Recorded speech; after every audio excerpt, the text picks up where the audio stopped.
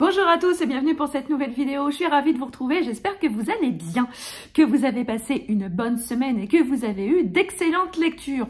Je vous retrouve donc aujourd'hui pour un qu'as-tu lu, bilan de la première semaine du Black November. Et comment vous dire que j'ai pas du tout lu le livre que je m'étais prévu pour cette première semaine. Première semaine dont la consigne était de lire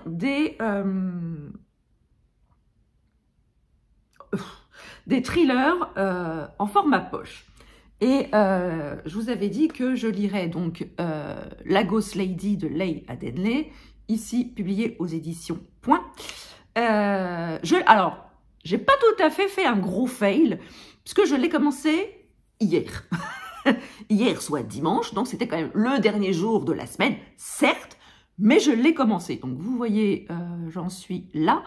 J'ai un petit peu lu hier soir, même si j'étais un petit peu fatiguée. Et ben, je peux vous dire déjà que ça se lit très bien. Je ne vous en dis pas plus. Vous le saurez si vous suivez le qu'as-tu lu de la semaine prochaine. Alors, qu'as-tu lu, ou je ferai un qu'as-tu lu, ou peut-être un vlog, je ne sais pas. Dites-moi en commentaire ce qui vous intéresserait le plus. Je suis ouverte à toutes les possibilités. Alors, vous allez me dire, alors qu'est-ce que t'as fichu pendant la première semaine du Black November?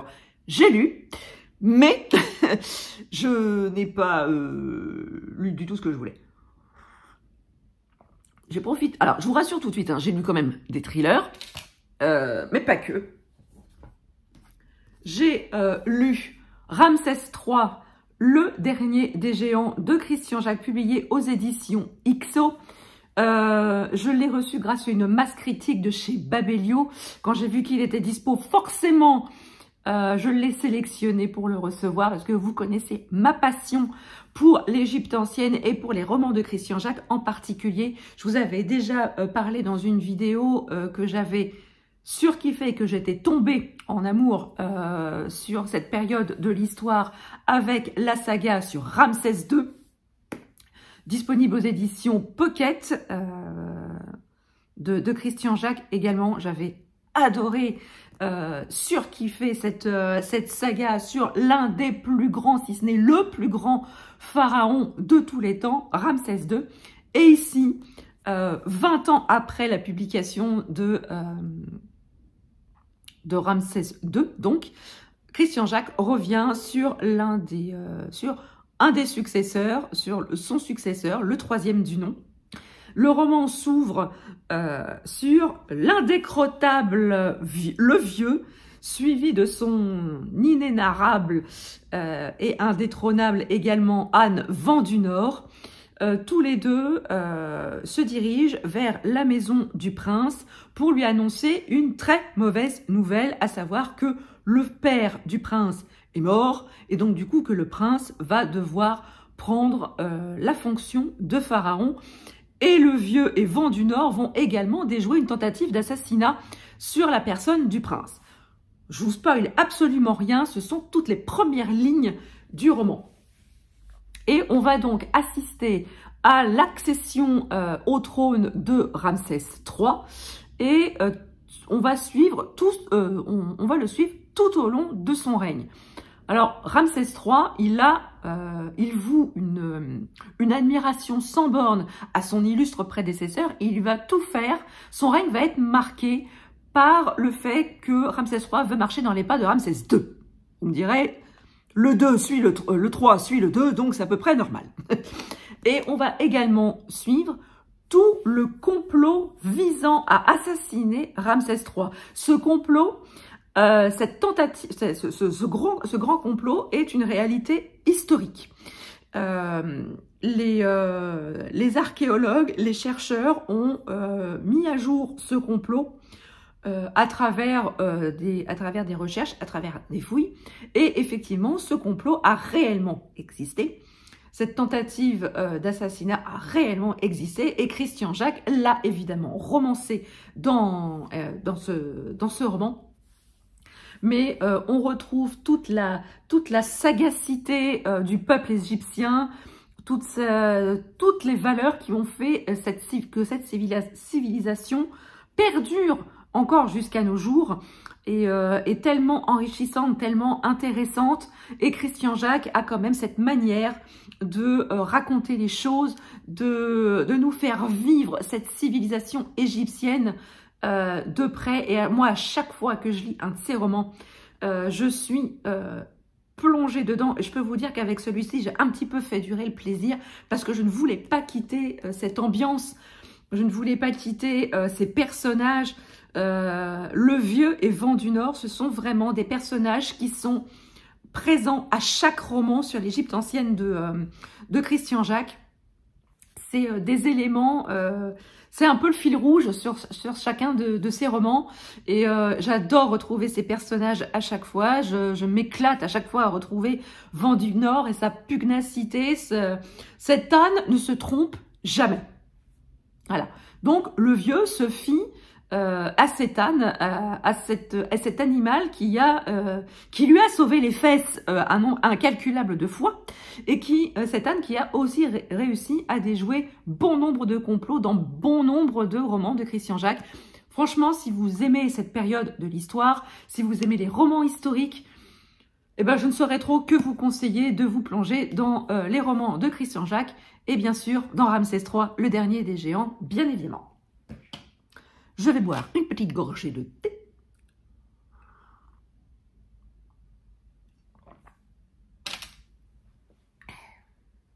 Ça fait du bien. J'ai également lu... alors, c'est un thriller et il est sorti la semaine dernière. Il s'agit du Dernier festin des vaincus d'Estelle Tarot, publié aux éditions Tornada. Si vous me suivez sur cette chaîne depuis... un moment, vous savez que je vous dis qu'à chaque fois qu'Estelle Tarot sort un nouveau roman chez Tornada, à chaque fois je vous dis, lisez cette autrice. La semaine dernière, Séverine de la chaîne Il est bien ce livre a lu ce roman et elle a eu un coup de cœur pour ce roman. Alors bien que moi, ça fait quand même 2 ans, voire plus que je vous dis de lire cette autrice. Alors là, maintenant, si Séverine se met à le dire aussi, je pense qu'il va y avoir un petit effet boule de neige. Parce que bon, moi, à mon simple niveau, je pense que ça va pas faire grand-chose.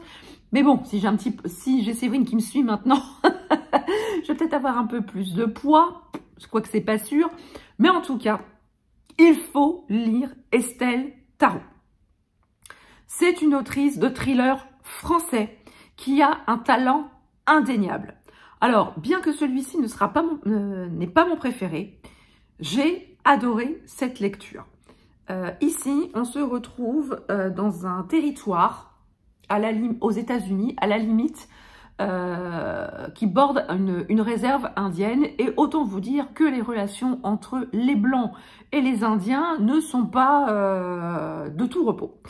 Il y a une très très grande méfiance, si ce n'est une très très grande haine entre ces deux populations.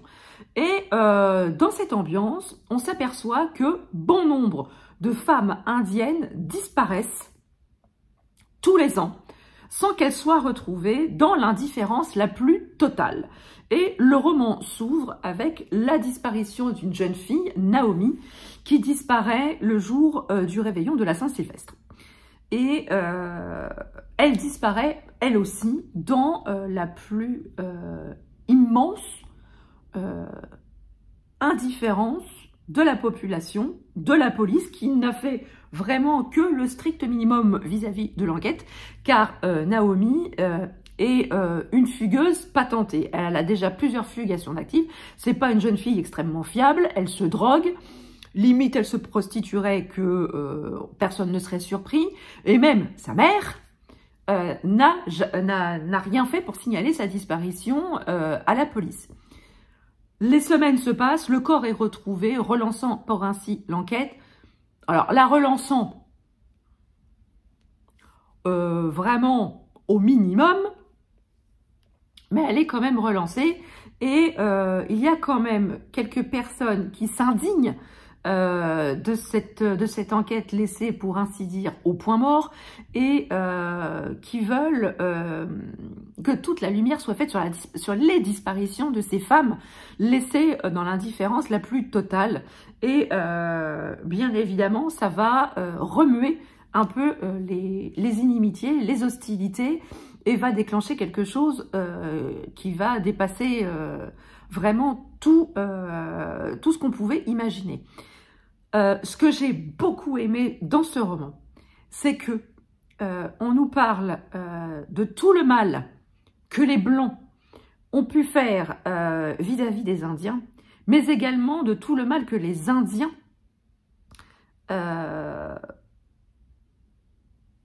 se font entre eux.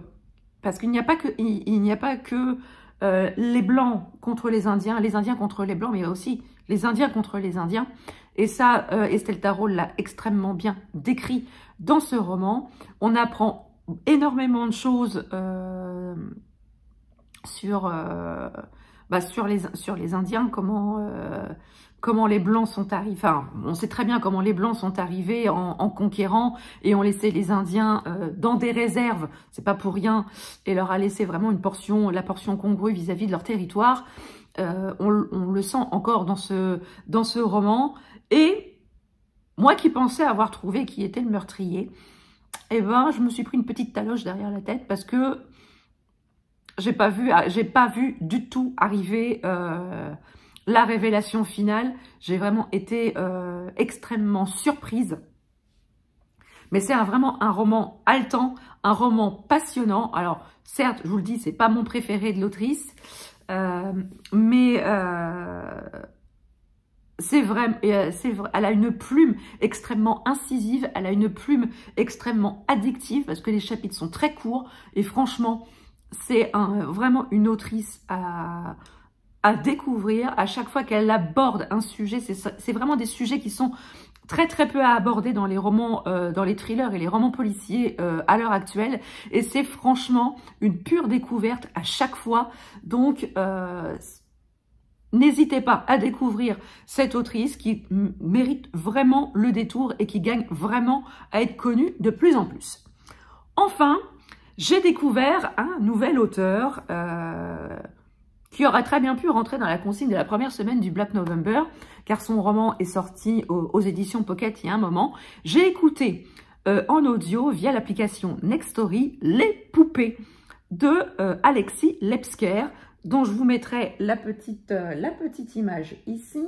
Alors, les poupées, c'est le premier tome des enquêtes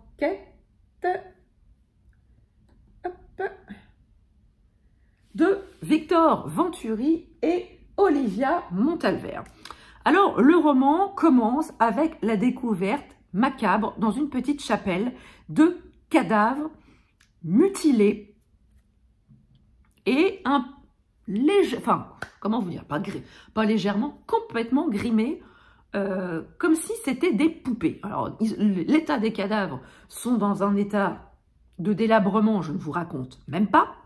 Et on appelle le commissaire Victor Venturi sur les lieux de la découverte. Et là, alors Victor Venturi, c'est un commissaire qui a une carrière dans la police criminelle qui est déjà extrêmement bien installée.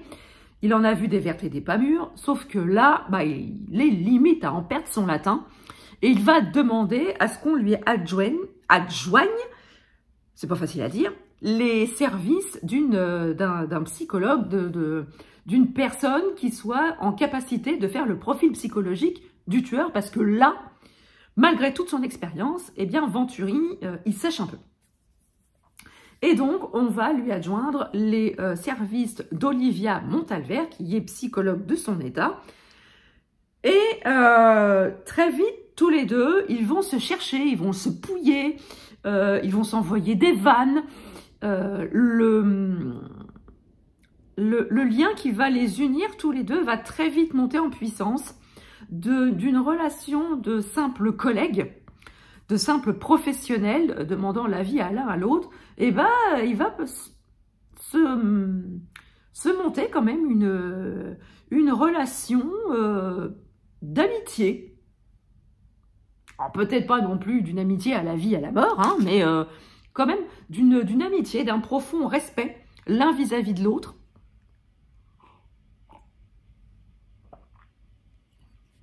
J'en bave. Et donc, ils vont petit à petit dénouer, tirer sur le fil de la plotte. Et à chaque fois qu'ils vont découvrir quelque chose, un élément, ils vont aller de découverte en découverte et se demander vraiment jusqu'où cette enquête va les mener.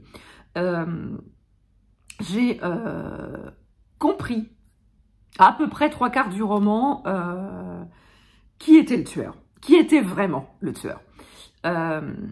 J'ai trouvé qu'Alexis Lebsker avait vraiment bien amené sa révélation finale.